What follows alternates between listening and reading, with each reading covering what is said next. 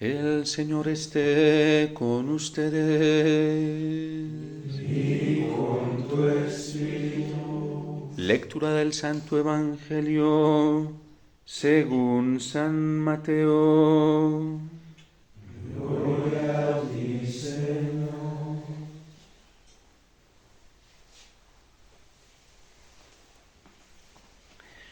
En aquel tiempo Jesús exclamó: Te doy gracias, Padre, Señor del cielo y de la tierra, porque has escondido estas cosas a los sabios y entendidos y las has revelado a la gente sencilla.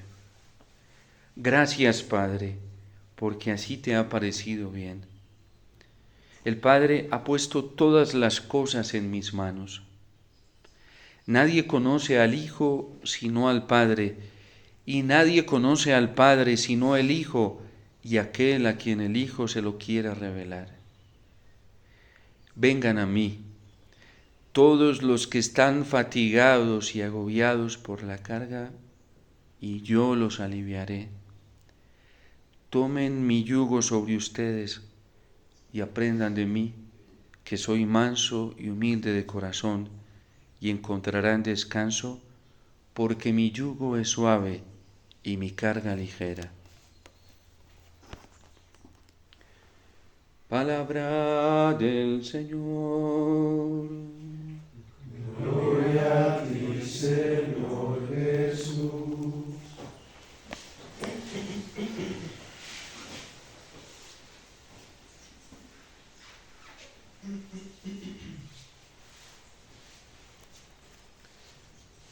Cuando escucho a la gente,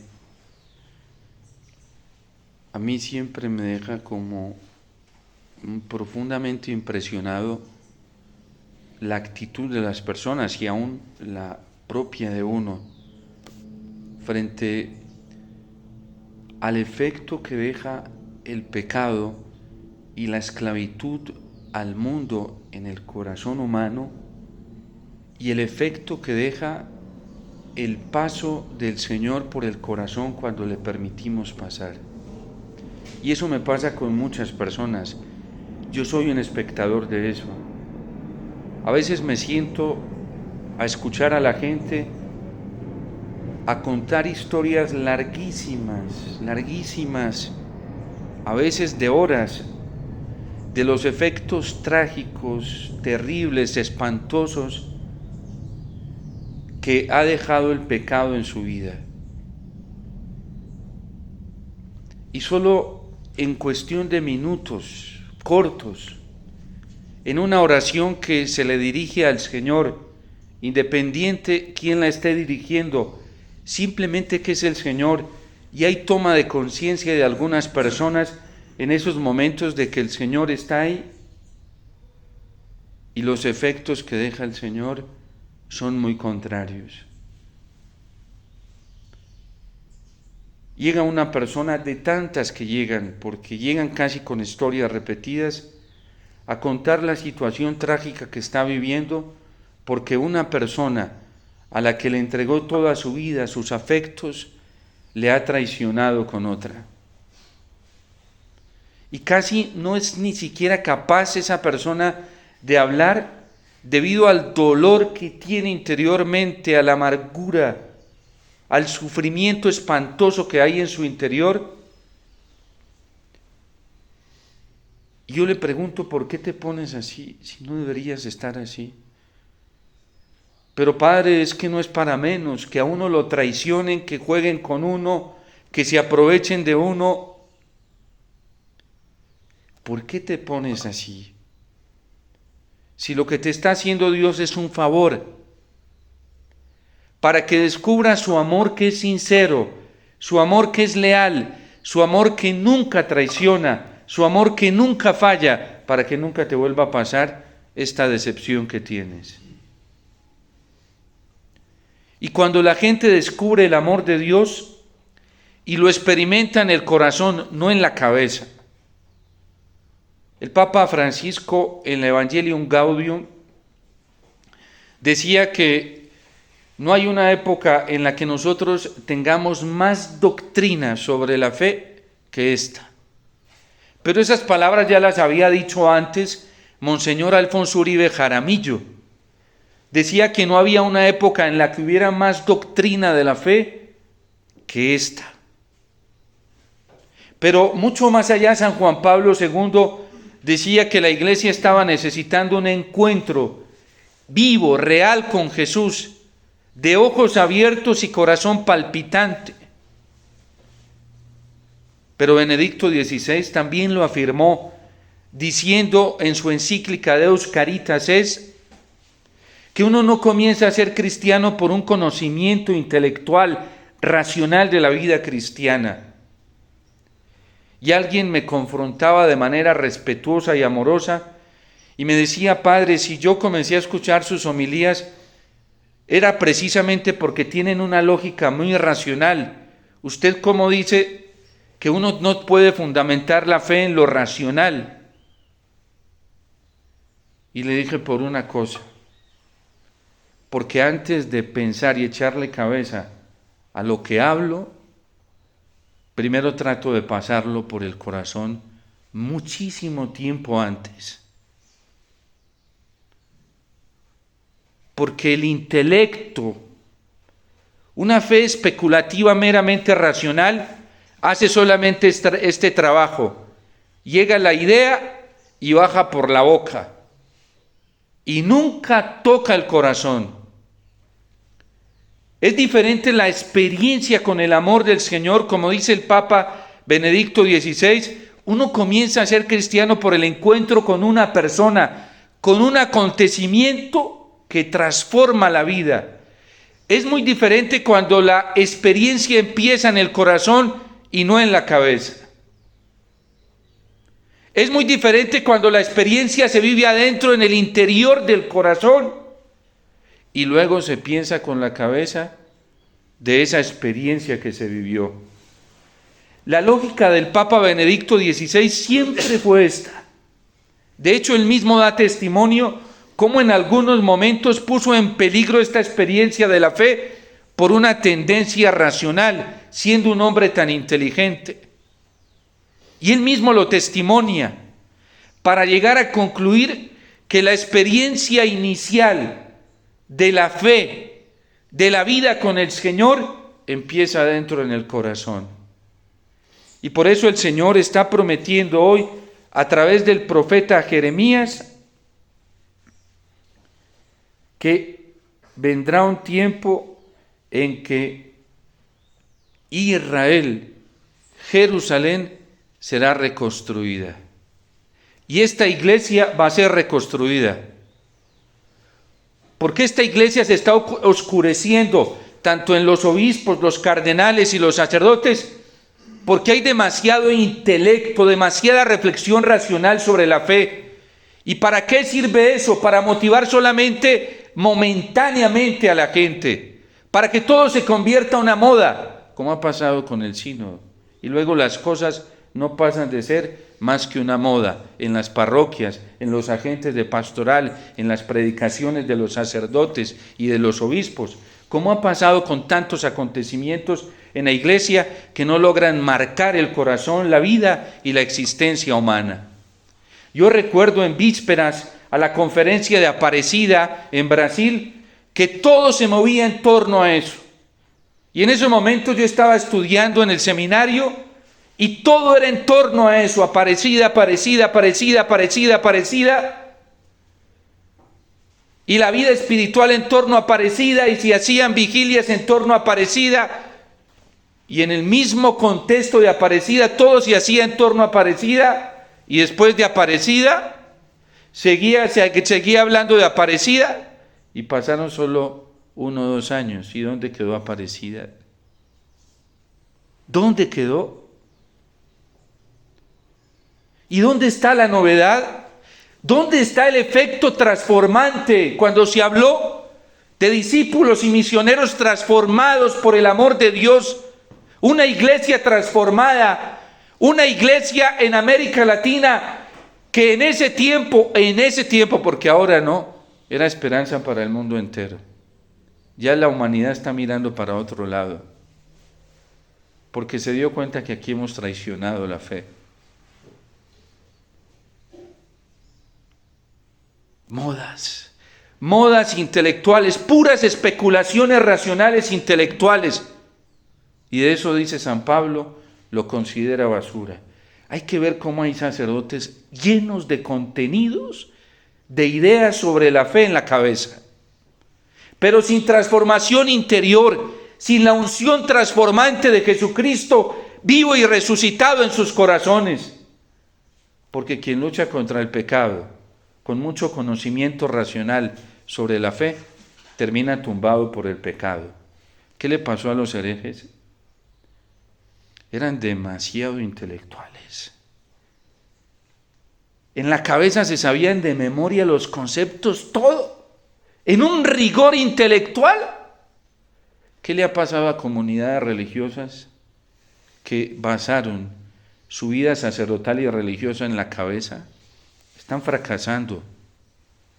Tenemos experiencias dolorosas hoy que la Iglesia misma nos lo está advirtiendo a todos los católicos, de fundadores que comenzaron a orientar a sus comunidades religiosas a una experiencia solamente de la cabeza y de la razón.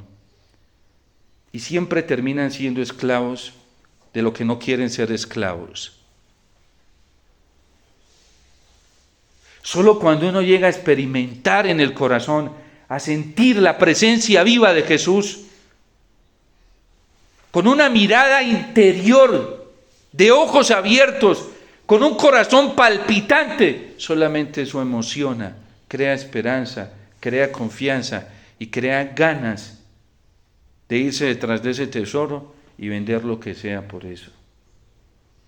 Tenemos que orar mucho por nuestra iglesia, porque fue muy esperanzador cuando el Papa Francisco escribió esa primera exhortación Evangelii Gaudium, pero va pasando el tiempo y uno ve que se sigue cayendo en el mismo vicio. No, la iglesia no necesita eso. Necesita un encuentro real, vivo con Jesús, vivo y resucitado. Alguien que se acerque al profeta Jeremías a leer estas bellas, hermosas y fascinantes palabras con el intelecto, ¿de qué le va a servir? Dice: en aquel tiempo, dice el Señor, yo seré el Dios de todas las tribus de Israel y ellos serán mi pueblo. Para un intelectual, saca libros y volúmenes de acá, pero eso no le transforma la vida a nadie. Si todas esas especulaciones intelectuales transformaran la vida de la gente, el mundo no estuviera como está. Y la iglesia no estuviera viviendo, no en su totalidad, gracias a Dios, pero por lo menos en un grupo muy grande, un fracaso de la fe. Hay obispos fracasados, hay sacerdotes fracasados, hay religiosas fracasadas, hay religiosos fracasados en su relación con el Señor, hay matrimonios fracasados en su relación con el Señor, hay laicos fracasados y todos los días son inventando cosas nuevas a ver si por aquí, por allí. Es un fracaso, porque cada vez se va perdiendo más esa conciencia de que el encuentro con Jesús es real y tiene que ser vivo, transformante. Porque es que cuando se lee al profeta estas palabras con la cabeza, eso no da paz. Eso emociona los sentidos momentáneamente y apasiona por momentos, pero no transforma adentro. No transforma. El pueblo de Israel, que se libró de la espada, halló misericordia en el desierto. Miren, Dios está haciendo, y casi nadie se da cuenta. ¿Saben a dónde está llevando Dios la humanidad y a la iglesia? Al desierto. La gente está entrando en unos estados de desesperación altísimos. Sacerdotes en unos estados de confusión altísimos y confundiendo a la gente. Predicadores están entrando en unos estados de confusión altísimos y están confundiendo a la gente. ¿Saben quién no confunde? el Señor cuando lo encontramos en el corazón. Ese no confunde a nadie, ese da paz, da gozo, da alegría, da entusiasmo. Pero cuando uno tiene la cabeza puesta en el Señor y no el corazón, el diablo juega con uno como quiere y le sirve que esté uno adentro más que afuera. A Satanás le encantan católicos así adentro de la iglesia. Jamás los va a sacar de la iglesia. Los va a enrollar ahí porque le encanta. Dice, estos me sirven más allá adentro que afuera. ¿A quién quiere sacar el diablo de la iglesia?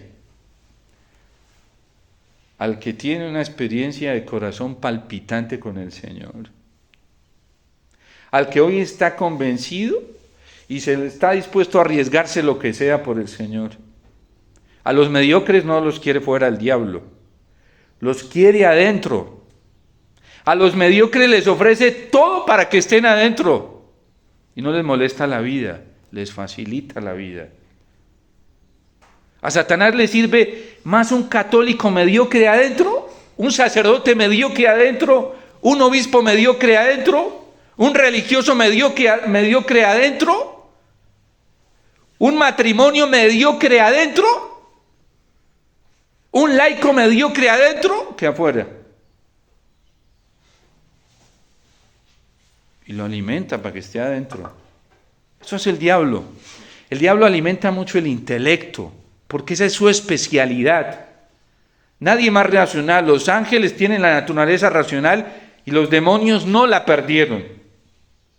Son intelectuales como ustedes no se lo imaginan. Con una capacidad racional como nadie. Tanto que Benedicto XVI describía el anticristo tomando un autor ruso como decía que ni el mayor título hoy creo que es el honoris causa, ¿sí? Que tiene en el ámbito académico. Dice, ese le queda chiquitico al anticristo. Y estaba hablando de la exégesis bíblica, Benedicto XVI. El mejor interpretador de la Biblia, dice, es el anticristo hoy. Lo trae Jesús de Nazaret. Porque la gente se fascina con ideas, conceptos sobre la Biblia y la teología. Ustedes vean a sacerdotes así, intelectuales, sin experiencia de fondo con el Señor. Y la gente, pero por montones, fascinada siguiendo eso. ¿Y esa pobre gente cómo está? Deprimida, triste, perturbada. Pero Padre, es muy bueno. A mí me encanta ir allá porque habla lo más de bueno. Eso sí, Padre, cuando usted pueda me da una citica que es que estoy muy mal, pero no deberías estar mal. Si es tan bueno lo que te están dando, ¿por qué estás así?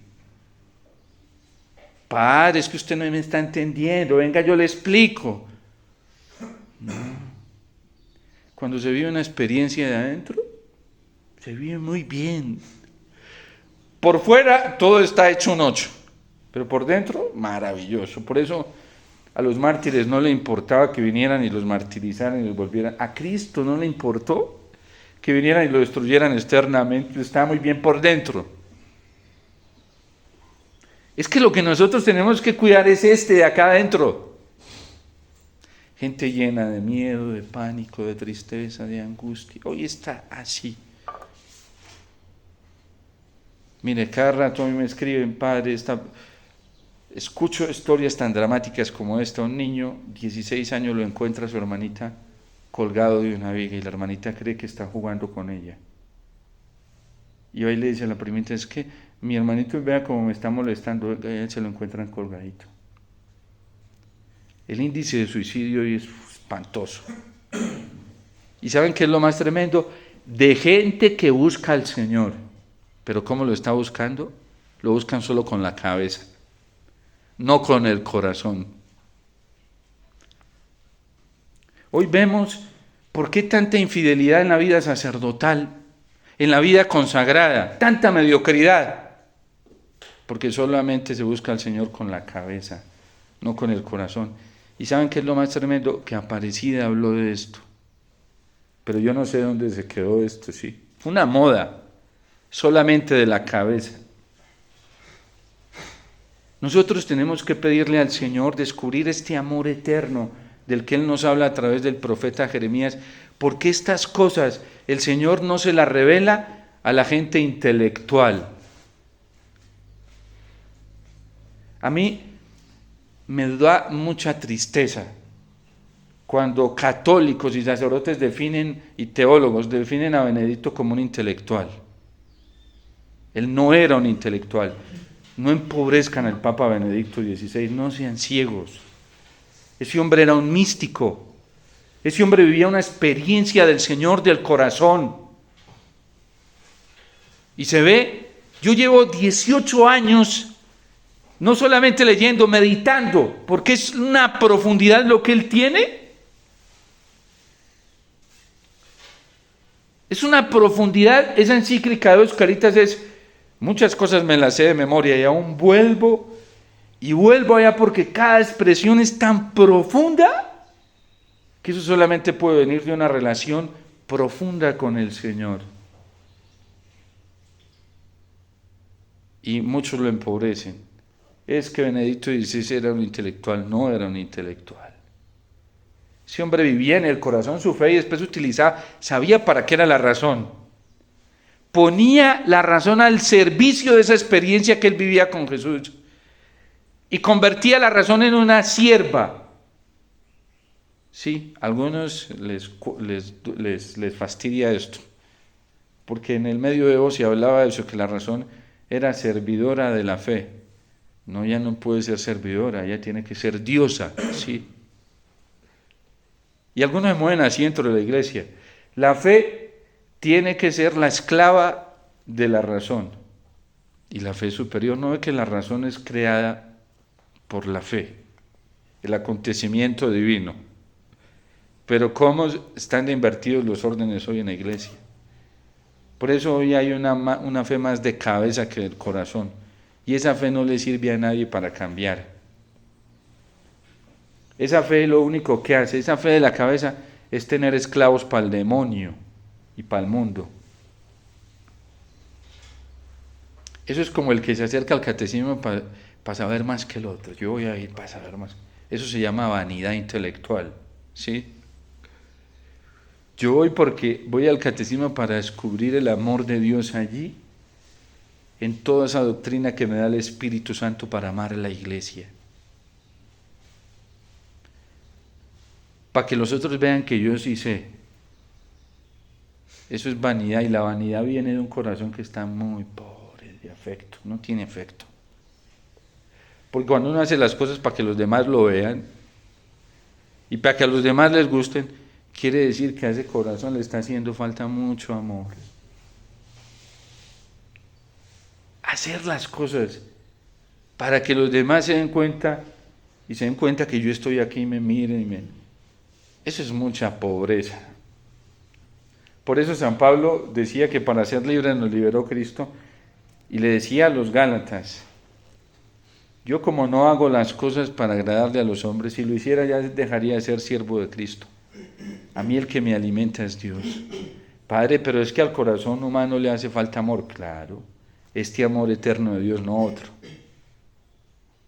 Por eso hay gente resentida con odio, porque convierten al otro en una fuente del amor que él necesita o ella necesita.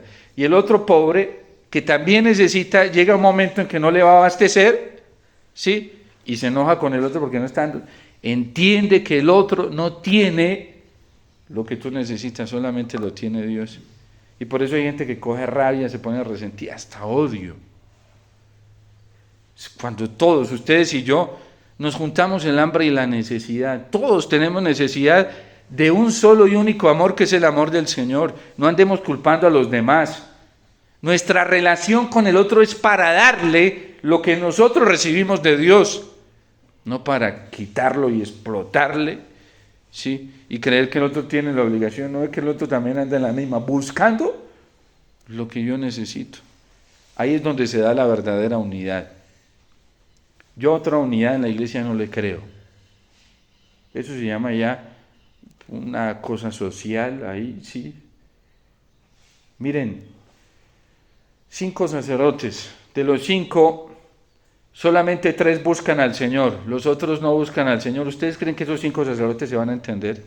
Nunca se van a entender. Y los 2 que buscan al Señor, ¿ustedes creen que se van a entender? A la perfección, se van a ayudar. Esos 3 se van a entender, los que no buscan al Señor, claro que se van a entender. Se van a entender en su error, en su mentira. Y se van a devorar entre ellos. Tan espantoso hoy, por ejemplo, esa realidad que hay dentro de la vida sacerdotal, no en su totalidad, pero algunos sacerdotes que son homosexuales, ¿sí? Y que buscan entretenimiento homosexual con personas del mismo sexo, y en la vida consagrada también, y en la vida matrimonial también hay eso. Una vez yo fui a predicar a México y una señora se me acerca y me dice: padre, tengo un dolor muy profundo en mi corazón porque mi esposo me dejó. Le dije: pero bueno, eso no te debe doler tanto, tienes al Señor que es tu esposo divino. Dice: no, es que lo que más me duele, padre, es que me dejó por un joven.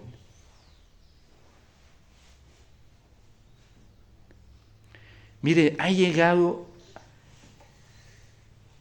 a una oscuridad tan alta la bestialidad en el corazón humano,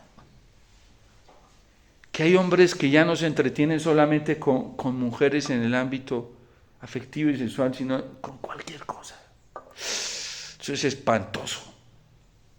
Por no buscar al Señor, por no buscar saciar el corazón en el Señor. Cuando el corazón se sacia con el Señor, el corazón se plenifica. Yo te alabo, Padre del cielo y de la tierra, porque estas cosas no se los ha revelado a gente intelectual y la sabiduría de este mundo, que dice San Pablo que es necedad para Dios. Se las ha revelado a gente sencilla. Cuando uno descubre a Jesús en el corazón, el pecado ni lo comienza a traer en lo más mínimo, para nada. Se comienza un fastidio al pecado. Y a eso tenemos que llegar. Pero no por miedo, sino porque da hasta náuseas. Hasta náuseas. Y eso es espectacular. ¿Por qué? Porque hay una experiencia tan grande con el amor de Dios, con ese amor tan puro, tan pleno, que lo otro que no soporta el corazón le da hasta náuseas. Pero cuando hay gente que el pecado no le da náuseas, y más bien sí le da náuseas las leyes del Señor, los mandamientos, la palabra del Señor, la exigencia moral, quiere decir que esa persona es una esclava de este mundo y del pecado. A mí me ha tocado orar por gente que está uno pidiendo el Espíritu Santo y comienzan a sentir náuseas, imagínense. Un corazón que tiene que ser muy limpiado, ¿sí? Porque ¿de qué está lleno? De este mundo. Por eso pidámosle al Señor esta gracia que Cristo está con tanta alegría alabando, porque esto no se lo ha revelado a la gente intelectual, sino a los sencillos de corazón. Y luego dice Cristo: vengan a mí, todos los que se sientan así fatigados, cargados, sí, desahuciados del mundo, que en mí encontrarán descanso para sus vidas. Mi yugo es suave y mi carga ligera. Y dirá el salmista: tus palabras, Señor, tus mandatos son la alegría de mi corazón. Hasta que nosotros lleguemos a sentir dulzura, alegría, felicidad, plenitud con los mandamientos del Señor. Hay obispos que dicen: no, Dios, el Dios que nos propone la iglesia hoy ya no es de mandamientos ni nada de esas cosas. ¿Saben por qué? Porque les repela. Porque no tienen la experiencia con el yugo suave y la carga ligera del Señor. ¿Por qué será? ¿Quién sabe en qué tienen entretenida su vida? Y sacerdotes así. Les fastidia la exigencia moral cuando es un plato exquisito para el corazón que ha experimentado el amor del Señor. La castidad, la pureza, el celibato, la honestidad, la justicia, la prudencia, la templanza. Eso es un plato exquisito. Un plato exquisito cuando se experimenta el amor de Dios en el corazón. Cuando no, donde está tu tesoro, allí está tu corazón. Pidámosle al Señor llegar a esa experiencia con su amor, porque todos la necesitamos, para que no andemos mendigando en esta tierra lo que no debemos mendigarle a nadie. Solo al Señor, y el Señor es el que nos mendiga a nosotros para que nos dejemos amar.